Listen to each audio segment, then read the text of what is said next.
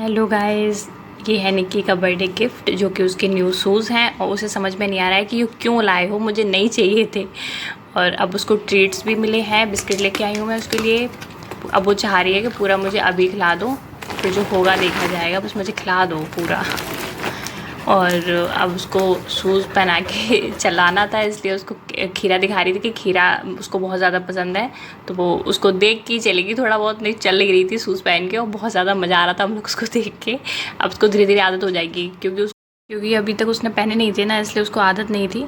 और अब new shoes पहने हैं तो खीरा तो चाहिए ही चाहिए है, तो बस खीरा बैठ के खा रही हैं। अब मैं आपको मिलती हूँ नेक्स्ट ब्लॉग में, तब तक के लिए आप अपना ध्यान रखिएगा। बाय।